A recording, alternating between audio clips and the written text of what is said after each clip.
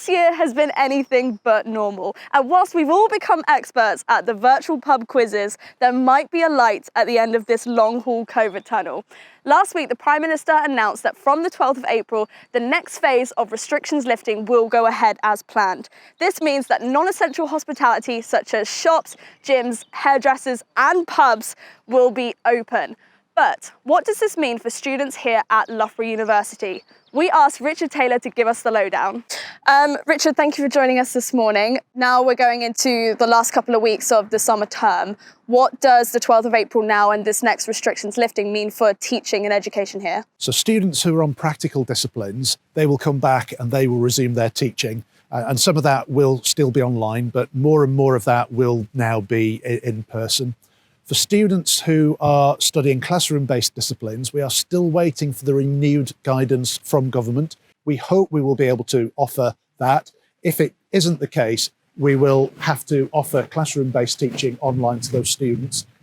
But the message from the Vice-Chancellor is that provided it's safe to return and provided students test, they can return to campus. So what we're saying to students who are international, overseas at the moment, who might not be in the UK, is we will support those students. So we will make sure that if they're studying classroom-based subjects, that they can access their teaching remotely. If those students are able to get back, particularly if they have practical classes, we're encouraging them to come back so they can participate in them. And we will support them with the testing regime that's in place. If students are starting to return back to university now, what do you expect from them to be doing? So we want students to come back, to enjoy themselves. Being at university should be a fun experience. We want them to partake in sport, in the social activities that we know the whole committees are organising, all COVID compliant, I hasten to add. And the really important point is that they must get a regular asymptomatic test. I can't emphasise how important the regular asymptomatic testing has been to keep COVID cases on campus down to an absolute smidgen. And I'm really grateful for our students. We've got the highest testing rate in the country amongst our students. It's really important that our students continue to do that because that's keeping the campus community safe. What is happening at the Students' Union at the moment? So we are renovating the ground floor of the Students' Union. So piazza, cogs and new areas are being opened up. We're letting a lot more daylight in and creating some new study and co-working spaces. So it's going to be ready for middle of May, which means that hopefully, if all goes well on the national picture as well, it means that it'll be opening up for when indoor mixing can occur. So people can sit in groups of 6, grab a coffee, do some work at the same time. So it should all work together really well. What does the 12th of April mean for the Students' Union? So 12th of April means that we can reopen JC's Beer Garden. So that is opening from the 12th and people can book it simply by emailing johncoopers@lsu.co.uk. And then later on in a couple of weeks' time, you'll also see that the Socially Distanced Social Club is making a return. It is going to be at the back of the Students' Union in our car parks, and we've got some really exciting sort of festival themes to show off to people, and tickets will be being released for that later this week as well. What's going to be now happening with this next phase in terms of sport in the Students' Union activities as well?